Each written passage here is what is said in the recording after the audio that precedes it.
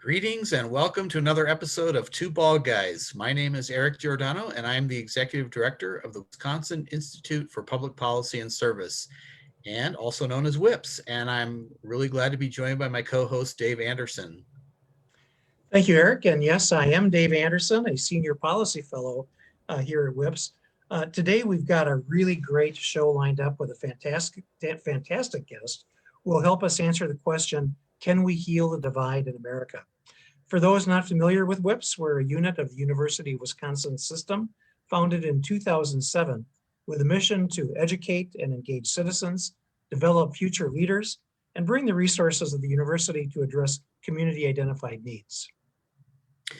Dave, it's hard to believe that we're at the end of January. I mean, time is really flying. And it's interesting. I don't know about you, but in my life, I think I'm measuring everything in terms of when I think I might receive the COVID vaccine or when my family members are receiving the COVID vaccine. And, I think, unfortunately, I'm probably a little further down on the priority list, but I'm really happy that we're moving forward as a state and a nation really to get over the hump here. In the meantime, I really hope our viewers are keeping safe and doing what they can to minimize the number of people who contract the virus down this home stretch.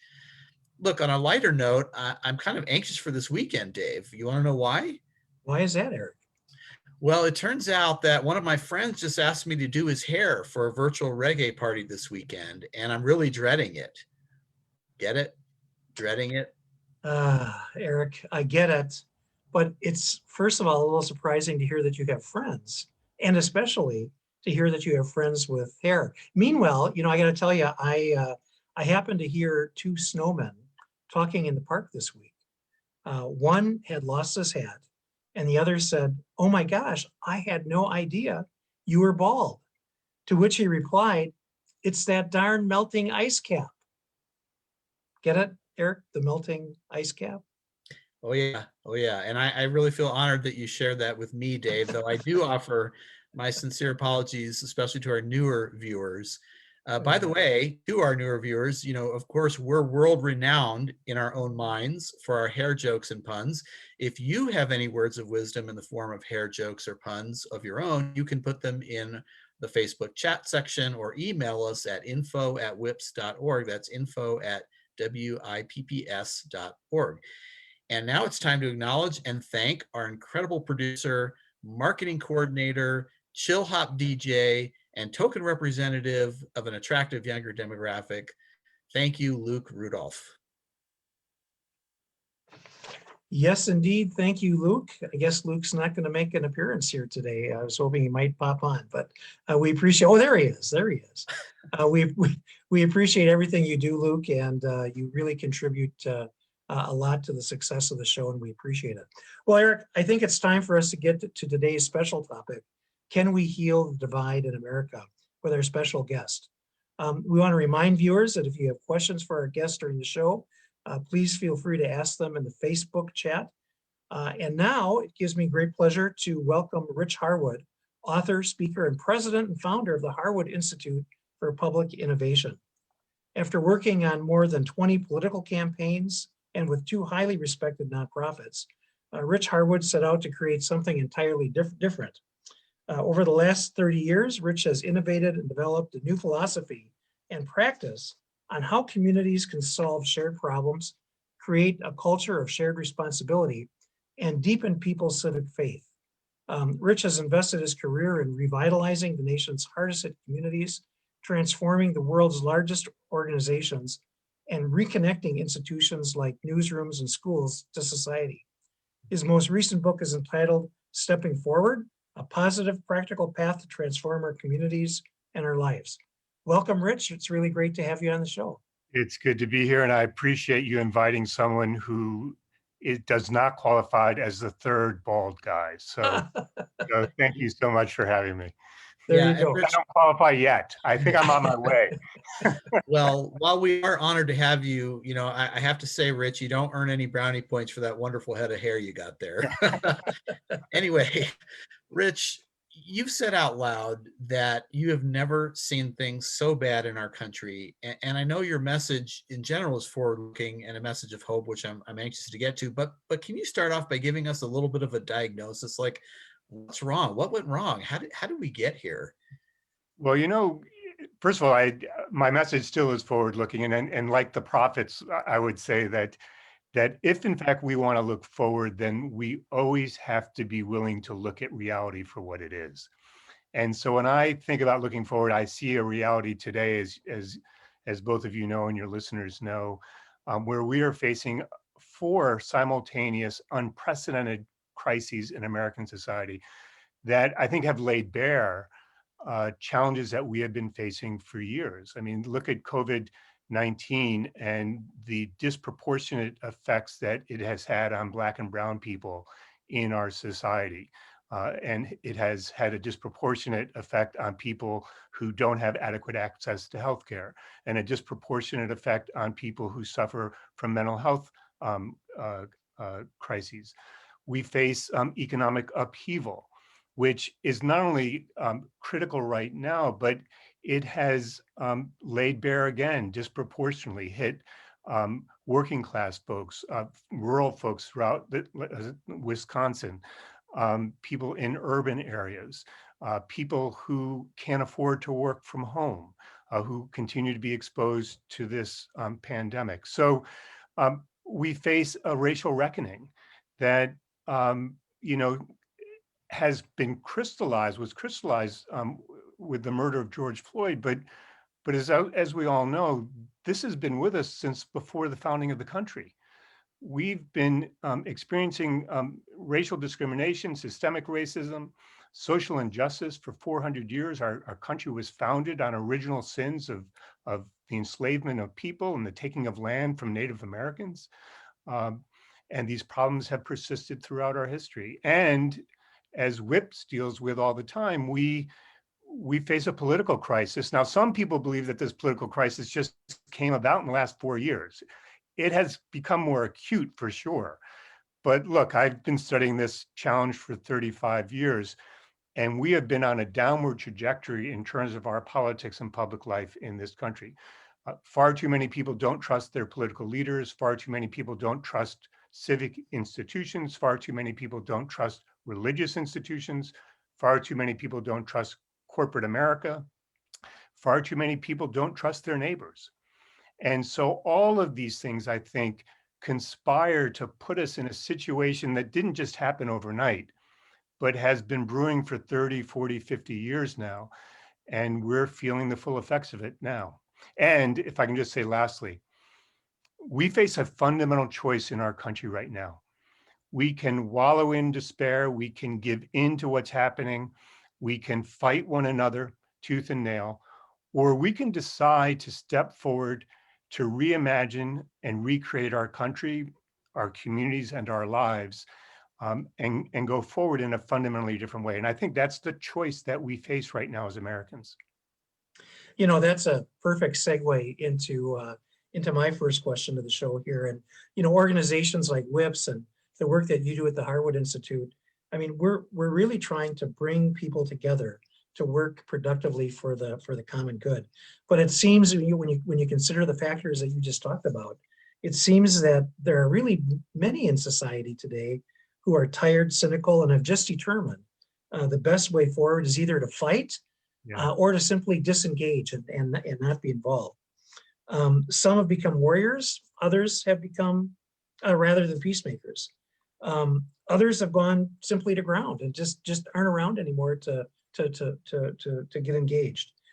Can you convince us that there's another way forward? I mean, is there another way forward Oh, from where we're at absolutely. right now? I'm working in Jackson, Mississippi right now, and some people say it's one of the most polarized communities in America, according to the Pew Research Center and other places. And people there are coming together to work on all sorts of issues. We're working in Clark County, Kentucky, which is a rural community where they felt left behind and left out, like many rural communities in America, where they had an opioid and meth crisis, where kids felt abandoned, even though they were going to blue ribbon schools, where the community was divided by religious, geographic, economic, racial divisions. And look, that community has created more change in 2.5 years than I've seen in any community I've worked with in 30 years. So here's the thing. If we believe that somehow or another we're going to create change overnight, then we're on a march of folly, and we're creating expectations that we will never be able to fulfill. If we believe that we simply want to convince the other side to come to our side, then I think we won't have very much success. But if we want couple things, one is if we want to reach out to one another and find like-minded folks who are willing to begin to get on a different path, to not only talk with one another, but to do things together and to build together and to create together, then I think there are possibilities for us to take small steps forward and begin to get on a better, more hopeful, more just, more equitable, more inclusive path. But here's the thing for those folks who are tired, as you mentioned, who feel that the challenges are too overwhelming, who feel that if they're not all things to all people, that somehow they're failed. And these are all the folks that I talk to every day, and you talk to as well, right? And what I say to them is, look,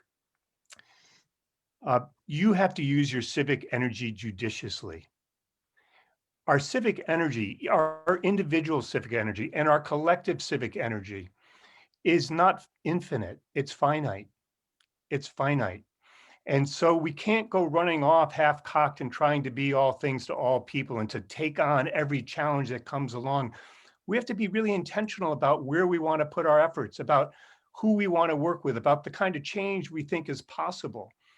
And in doing that, I think we have to recognize that all of our efforts, no matter how large or, Dave, how small, are worthy, that they hold value. And I think this is really important because I think so many of us get signals each and every day that if somehow our efforts aren't complex, if they're not big, if they're not comprehensive, if they're not, sophisticated sounding, that somehow they don't hold value, that they're not worthy of something. And what I say to folks is, we need everyone.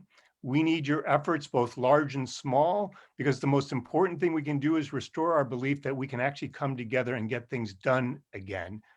And that may be just doing something with your next door neighbor as much as it might be figuring out some comprehensive solution to COVID-19. We need both those things and everything in between.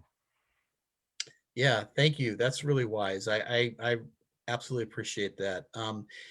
Rich, one viewer wrote to us and asked a question, and we at WIPS have heard a lot recently this type of question. Now, this version happens to come from a progressive person, though we've heard similar questions from conservatives as well.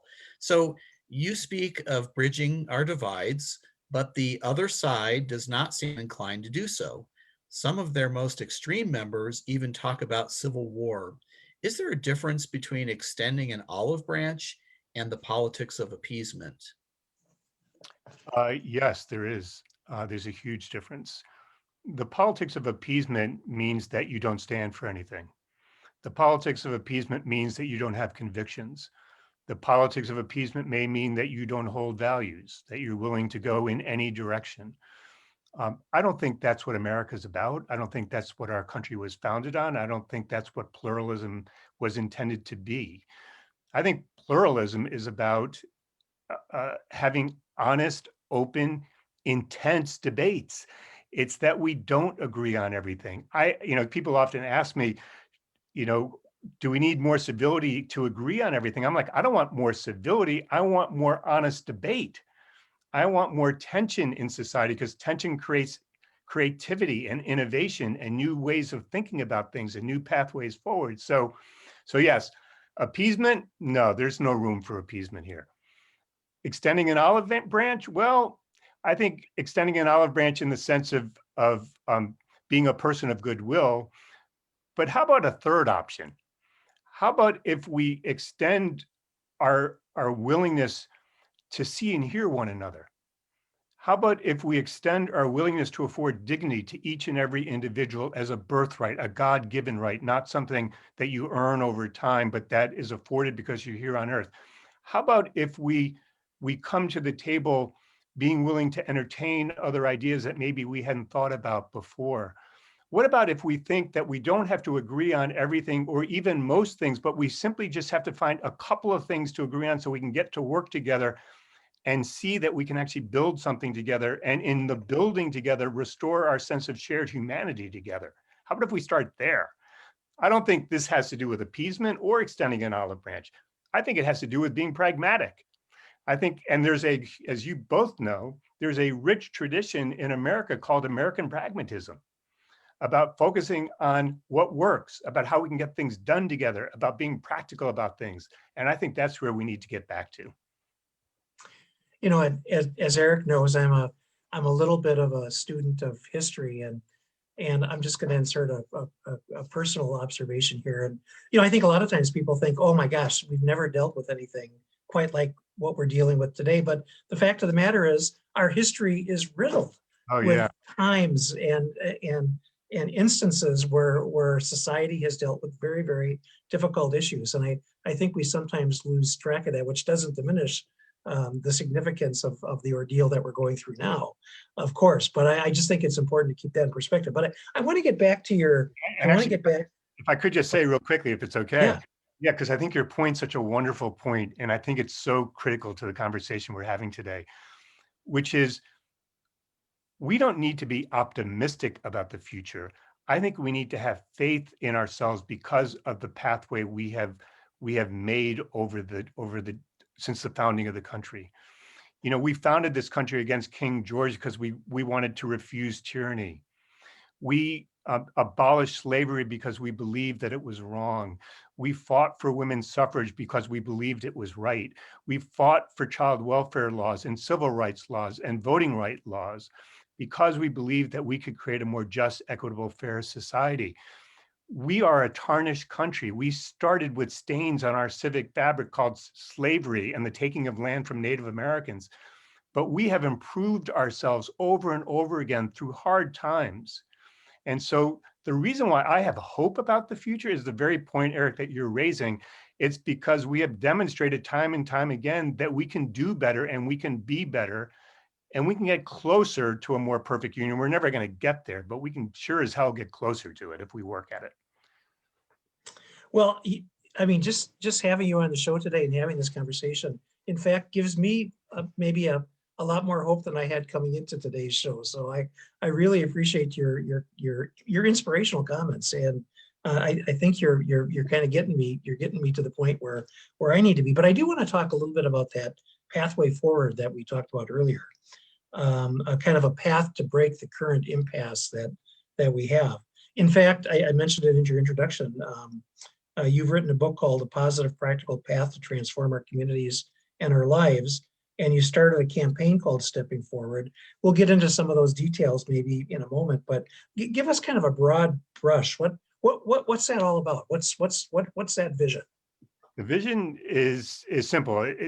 First, I think it starts with a choice that we face, as I mentioned before, which is we can, and you know, it's funny, I wrote this before these four crises as we know them emerge, and the campaign that you're talking about, which I was on the road for 4 or 5 months. I went to 20 or 30 communities in 4 or 5 months, and then it had to stop because of COVID.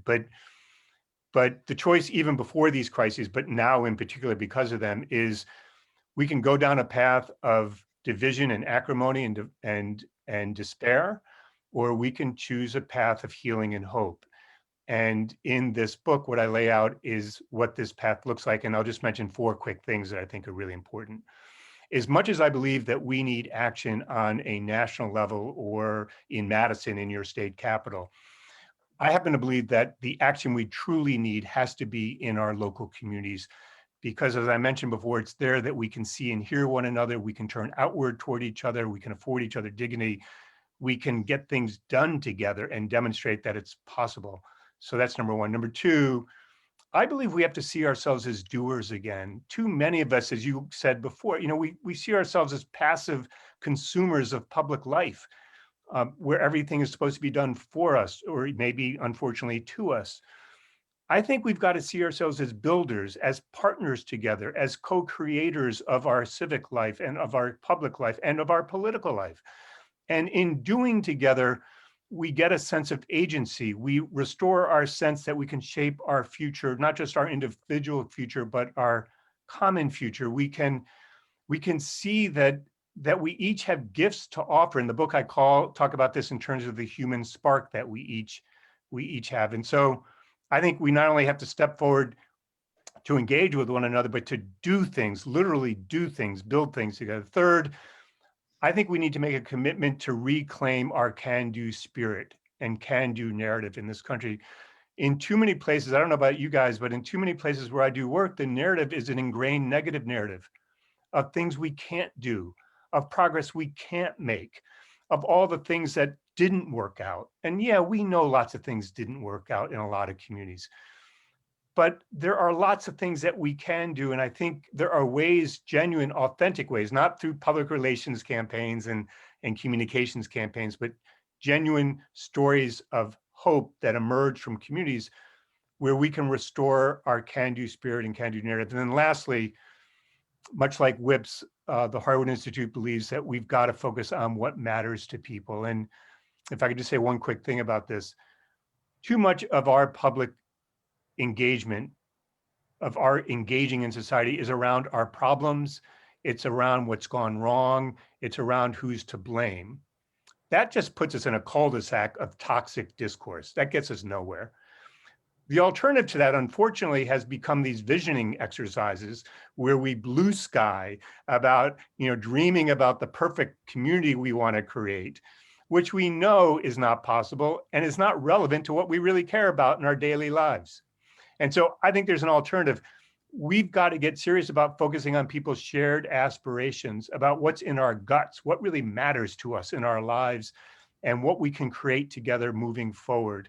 And if you ask people about their aspirations, there's something interesting about them. They're always actionable, they're always doable, and they're always achievable.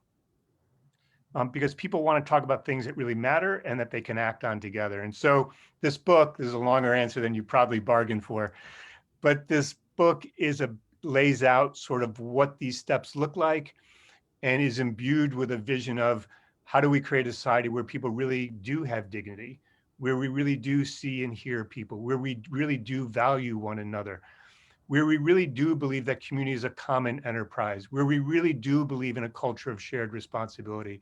Because I think without these larger ideas, these steps we can take won't be enough. We need to reclaim these larger ideas in American society. Well, thanks. Eric, Oh, go ahead. Yeah. I just want to ask a quick follow-up. As Eric also knows, I'm very heavily involved in my local Rotary Club and actually beyond my local Rotary Club. And one of the tenets of Rotary is that you're really not involved in partisanship, right? I mean, you welcome everybody with open arms and you work together for the community good. Do you see organizations like Rotary or other civic-minded organizations as a vehicle to help accomplish some of the work that needs to be done at the local level? I think they're absolutely vital. And one of the things that the Institute does is we work a lot with organizations as well as individuals and ad hoc groups and networks. But in terms of your question, organizations in communities, I mean, we've worked with 400 United Ways across the country. We've worked with scores of public media across the country, including Wisconsin Public Television and Public Radio. We've worked with scores of thousands of public libraries now. We think we've got to we've worked with Rotaries in lots of communities. We think we've got to reconstitute civic-minded organizations, some legacy organizations like Rotary and United Ways, and some newer ones that have just sort of come up in the last 5-10 years, or even the last year or so. But here's the thing, Dave, we've got to get these organizations to adopt a mindset, I believe, of being turned outward toward their communities, where their reference point is their community, not their own conference room, where they really understand what matters to people and they align their work to what matters to people, not simply to their own strategic plan that some board created because they wanted to get more funding, where they are more concerned about the civic health of their communities than their own survival. Because here's what I've learned over the years: organizations that do good work and are relevant and significant and impactful in the lives of their communities, they raise money. People want to give them money. People want to work with them. People want to partner with them. So the equation here is not rigging up a better fundraising campaign. The equation here is rigging up a better way to be more relevant and doing better work and having real impact. And that will bring you money. That's the equation we need to get to. So I could go on about this, but I think this is one of the pivotal things we've got to focus on in really practical terms when we work in local communities. Thanks. And, no apologies at all about going on with the book and that comment, because quite frankly, I'm just sorry we don't have time to talk about this. This is just so important, so relevant. But, with that in mind, what are some concrete steps that people can take? Like, let's say we've got viewers watching now wondering, okay, well, this is very aspirational. What can I do? Is there some example of something I can do to move forward on this path? Sure. I mean, I think, you know, and I think people are doing this. So I think part of this is making visible things that we're already doing that can help us with our own imagination. Look at COVID-19 and the response to that, Eric. I mean, look at how many folks in local communities formed ad hoc networks to make sure that elderly folks and other folks who were shut in got phone calls every day, got their groceries delivered, got their prescriptions fulfilled. That is an example of the types of things that we can do. Look at, one of the things that I'm really interested in, you were telling me before we went on about the work you're doing with students across the state in Wisconsin, right? And one of the things that I'm really excited about that's happening is that through COVID, we've had to realize that there are many more educators in communities than just public schools, right? That neighbors are educators, that we can bring kids together and create learning pods, that we can create access to the internet, that libraries and museums can not only just put on good programs for kids on weekends, but they can become part of the active educational process on a daily basis. These are all the types of things that any of us can start to do and that each of us can do in our local communities. One quick story about Clark County that is really exciting, if I could just tell this really quickly. They face an opioid and meth crisis. They weren't making any progress on it. The public health agencies. Just want to Clark County, Wisconsin. You're talking about in Kentucky, right? Just want to clarify. Yeah, hopefully, hope to God that this wasn't happening in Clark County, Wisconsin. But in Clark County, Kentucky, like a lot of communities across the country, they face an opioid and meth crisis. They weren't making progress despite all the things that they were doing. These two women who were in recovery themselves went to church one day and heard a sermon on recovery. That led them to go to a conference, I believe, in Louisville on recovery. At this conference, they learned, these are just two ordinary folks. At the conference, they learned about how they could create local coaches. They got this idea to create local coaches to meet people who had overdosed on opioid and meths at the emergency room. All these coaches were people in recovery themselves. Why was this important? Because people, when we talked to them who had overdosed or were addicted to drugs, said they didn't feel anyone had empathy for them. They felt when they went to the hospitals, they were judged. They felt that they were pushed out immediately after detox and no one supported them. So these coaches met them at the hospital. Not only did they meet them, but they then helped them get into treatment. Not only did they do that, but they followed them through treatment. Not only did they do that, but they helped them build social networks. Not only did they do that, but then the hospitals and the clinicians and the doctors all reached back out to these two women who were in recovery themselves and said, would you train us in how you do this work? Because obviously you're doing something right. These two women then started a storefront downtown called Achieving Recovery Together, where people can go in, get treatment, get support, get job training, get support in finding a job. And this was just two women who didn't have this idea before they went to church that day, and before they went to this conference, and before they came home. And look at what they did. Now, that's a remarkable story. Most of us won't be able to do something like that. But why couldn't we be part of something like that? Why couldn't we support something like that?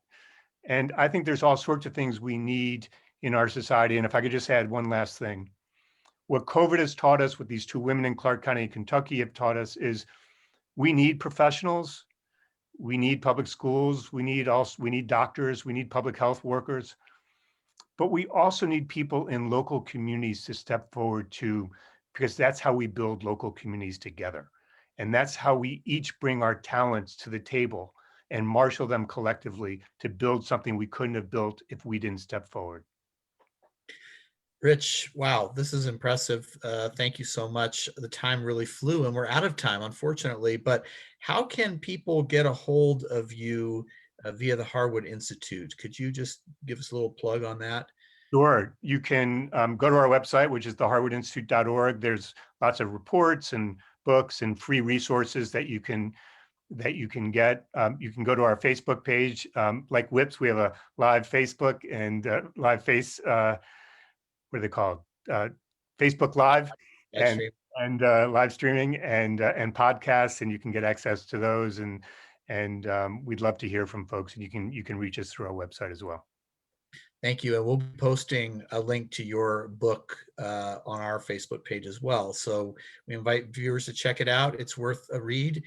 Thank you, Rich Harwood, for taking the time to share with us some hope, some great ideas about bridging the divide in our nation and our communities. So thank you. We really enjoyed having you on the show. Thanks for having me. Really appreciate it. And I would just like to add my appreciation for your appearance here today. And Eric, thank you for being such a great co-host. And I'd like to wish everybody a great weekend as well. So thanks. Yeah, and we just want to once again apologize to Dwayne "The Rock" Johnson for having to reschedule again next week. But I just got a note from his agent, and he will be back with us. So we're excited. We'll see you next week, everybody.